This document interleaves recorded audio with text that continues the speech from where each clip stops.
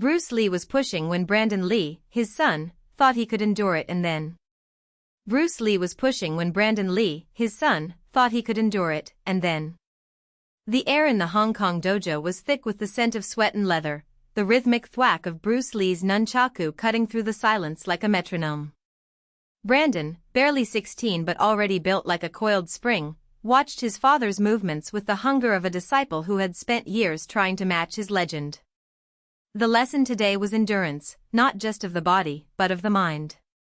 Bruce had made that clear from the first strike. Pain is the fire that forges steel, Bruce had said earlier, his voice low, almost a growl. But steel can crack if the fire burns too hot. Brandon clenched his jaw. He had heard the stories, how his father had trained for hours under freezing waterfalls, how he had once fought 3 men at once with a broken wrist, how he had pushed himself until his muscles trembled like overstretched wires. And now, Bruce was testing him. The drill was simple: hold a horse stance, arms outstretched, a heavy iron bar resting across his wrists. No flinching. No dropping. No excuses. Brandon's legs burned, his shoulders screamed, but he locked his gaze on the far wall, where a faded calligraphy scroll read, "Defeat is a state of mind." Bruce circled him like a shadow. "You think you know pain, Brandon? This is nothing. Pain is when your bones ache so deep you forget what it is to feel whole. Pain is when your lungs beg for air and your heart hammers like a drum in your skull. Pain is when you look in the mirror and see a stranger staring back." Brandon's arms wavered. The bar dug into his flesh, but he refused to let it fall. "I can take it." Bruce's eyes darkened. "Can you?" Then, movement. A blur. The bar was gone from Brandon's wrists, replaced by something colder, sharper. A knife. Not pressed to his throat, but resting there, the edge just grazing his skin. Brandon's breath hitched. His father's voice was a whisper now, deadly calm. "This is pain, Brandon. Not the ache of tired muscles. Not the burn of exhaustion. This is the moment before the cut. The second before the blade decides whether you live or die. Can you endure that?" Brandon didn't move. Didn't breathe. The steel was ice against his neck. "The body can be trained," Bruce murmured. "But the mind? The mind is the real battlefield. And right now, yours is screaming." A drop of sweat rolled down Brandon's temple. His pulse thundered in his ears. He could feel the weight of the knife, the heat of his father's breath, the unspoken challenge hanging between them like a guillotine. Then, the knife vanished. Bruce stepped back, his expression unreadable. "You lasted longer than I expected." Brandon exhaled, his body trembling not from the stance, but from the adrenaline. He had faced the edge of a blade and not flinched. But the real test wasn't over. Bruce tossed the knife onto the training mat with a clatter. "Now we see if you can do it again. This time, with your eyes closed." Brandon's stomach twisted. But he didn't argue. Years later. The set of The Crow was a graveyard of broken props and half-finished scenes, the air thick with the scent of fake blood and gunpowder. Brandon Lee stood in the dim light, the script in his hands, his mind 1,000 miles away from the movie. He had spent his life chasing the shadow of his father's legacy, proving he was more than just Bruce Lee's son, more than a name on a poster. The stunt coordinator called for quiet. "All right, Brandon. This is the shot. You take the bullet, fall back, the glass shatters." Brandon nodded, but his thoughts were elsewhere. He remembered the dojo. The knife. The way his father had looked at him, not with pride, but with something sharper. Something like expectation. The director yelled, "Action!" The gun fired. A sharp crack. A flash of pain. Brandon hit the ground, the world spinning. For a second, he thought it was just the stunt, another fake death, another take. But then the blood came, dark and sudden, soaking through his shirt. His vision blurred. The crew's screams sounded distant, like they were underwater. As the paramedics rushed in, Brandon's last coherent thought wasn't of the movie, or the pain, or even the fear of dying. It was of his father's voice, whispering in the dark. "Can you harden it?" And for the first time in his life, Brandon realized he hadn't. Not really. The knife had been a test.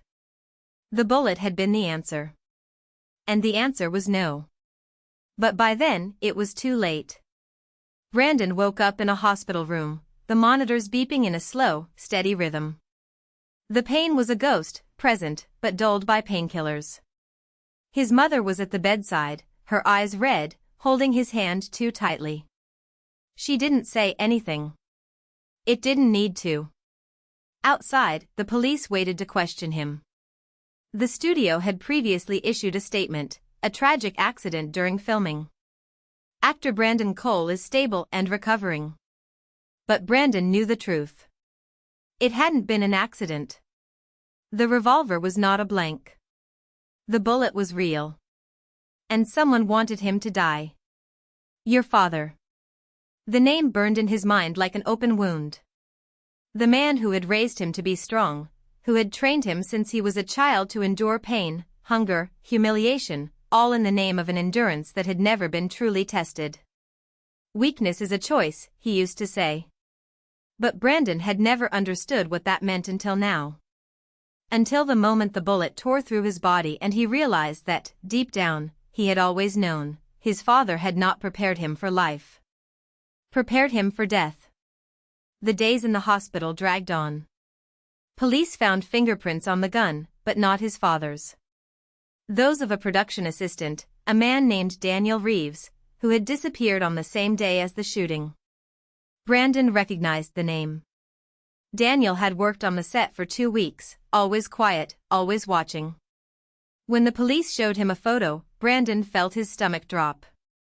It was the same man who, years ago, had appeared at the door of her house, handing over an envelope with her father's handwriting. "For when you're ready." Inside, there was just a key and an address. Brandon left the hospital against doctor's orders. I needed answers.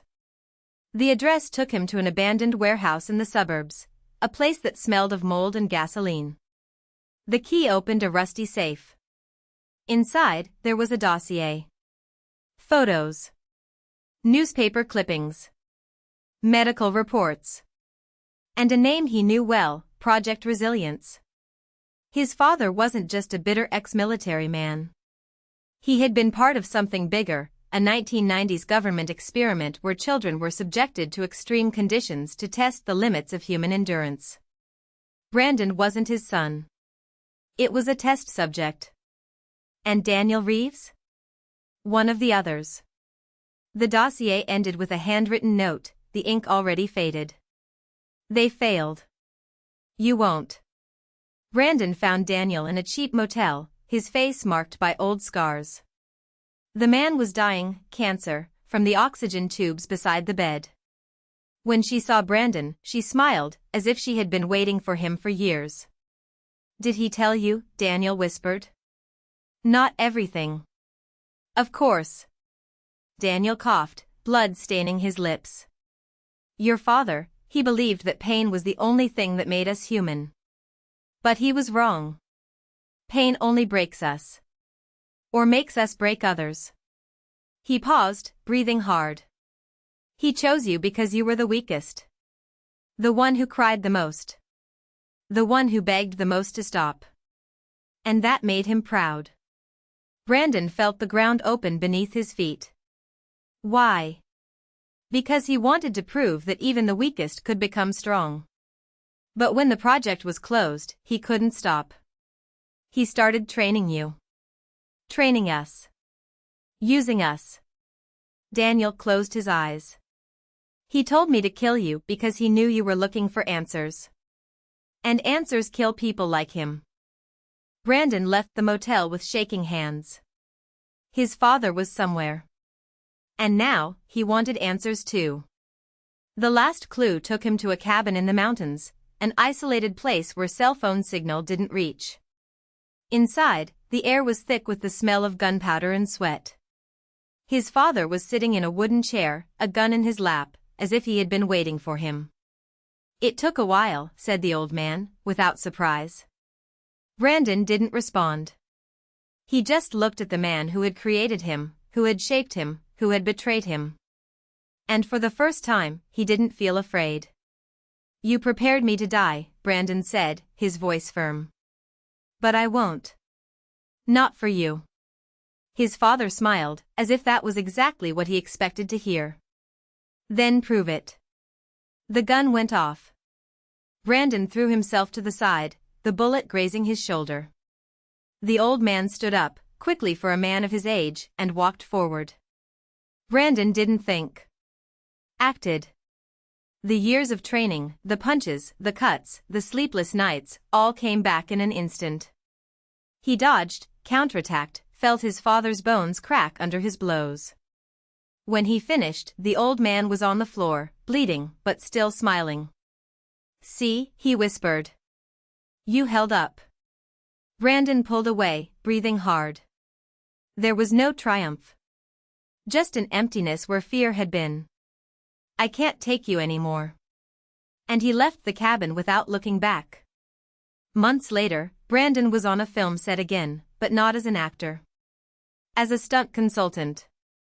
The studio had called him back, offering money, security, a chance to start over. He had accepted. That night, while reviewing a script, his cell phone rang. Unknown number. He answered. "Brandon?"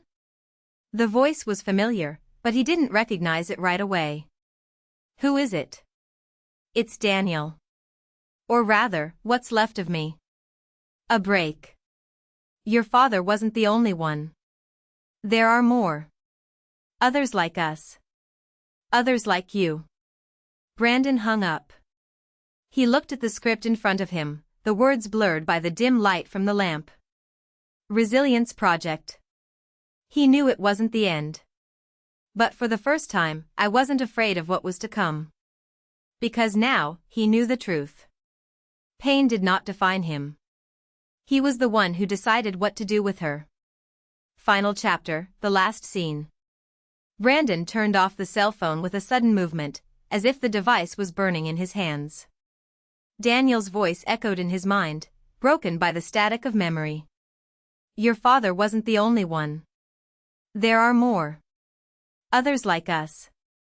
He took a deep breath, feeling the weight of the past rekindle in his chest, but this time without the suffocating grip of fear.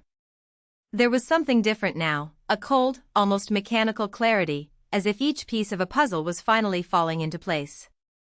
The Resilience Project. He flipped through the script in front of him, but the words seemed to dance out of order. It wasn't lines of dialogue or scene markings that mattered. It was the name. The same one that had persecuted his family, that had turned his father into a ghost and him into a survivor. Brandon closed his eyes and saw, like in a movie flashback, his father's face the day he disappeared.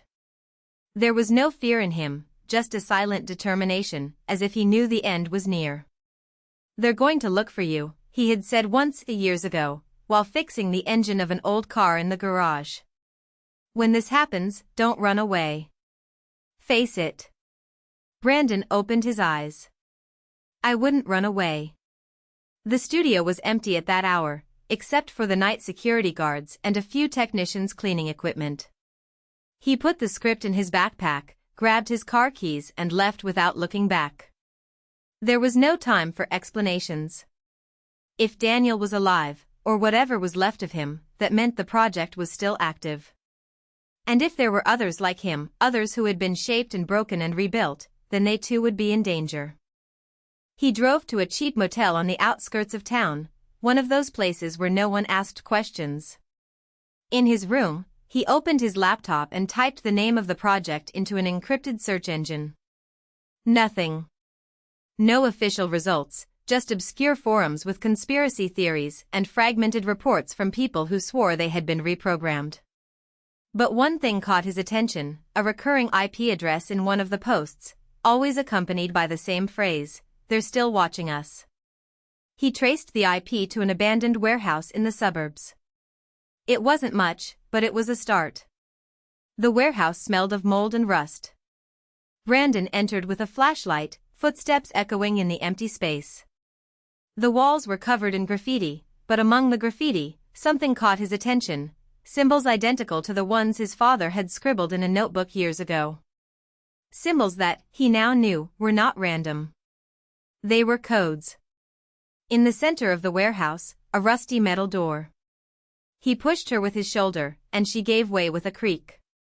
Inside, a room lit by flickering fluorescent lights. Metal tables, old computers, stacked files. And in the corner, a figure hunched over a keyboard, fingers moving with robotic precision. It took a while, Brandon. Daniel raised his head. His face was marked by scars, one of them cutting across his right eyebrow in a jagged line. The eyes, however, were the same, cold, calculating, but with a gleam of something Brandon hadn't expected, relief. "You shouldn't have come," Daniel said, but there was no threat in his voice. Just tiredness. "Why?" Brandon asked, approaching. "Why am I next on the list?" Daniel laughed, a dry, humorless sound. "No. Because you're the only one who can stop this." He turned to the computer screen. In it, a list of names. Some crossed out. Others, like Brandon's, still intact. And at the top, a file marked Final Phase. The project wasn't just about resistance, Daniel explained. It was about control. They took broken people, put them back together, and gave them back as weapons. Your father found out. He tried to escape. They killed him before he could warn the others. He pointed to one of the names on the list. I was the first. You were the last. And now, they are ready to activate the final phase. What's what? A cleanse. All project subjects who are still alive. They can't risk anyone finding out the truth. Brandon looked at the list. There were at least 20 names. 20 people who, like him, had been used and discarded. 20 stories that could end in silence, with no one to remember. How do we stop this? Daniel smiled, this time with something like pride. It's already started. You've come this far. That means they know that you know. And now, there's only one way out. He pushed a flash drive toward Brandon. Here's everything. Names, locations, evidence. But you need to act fast. They're already coming. Brandon took the flash drive. And you? Daniel sat back in his chair, as if the question didn't matter. I've done my job. Now it's up to you. Police arrived at the warehouse 2 hours later. Brandon had already disappeared, taking with him the flash drive and one certainty, there would be no more escapes. Not this time. He drove to his mother's house, the same one he had abandoned years ago. She was in the kitchen when he entered, the smell of fresh coffee in the air. She didn't ask where he had been. He didn't ask why his face was bruised. She just hugged him, as if she knew that this time, he wouldn't leave. That night, Brandon sent the files to an investigative journalist he had met years ago. The next day, the story exploded, Project Resilience, the secret program that turned victims into weapons. The studio where he worked fired him. The police sought him out for questioning. But he didn't hide. Instead, he went to his father's grave. He placed a stone on the headstone, as he had done as a child, and said in a low voice, "It's over." It wasn't a victory. It wasn't justice. But it was an end.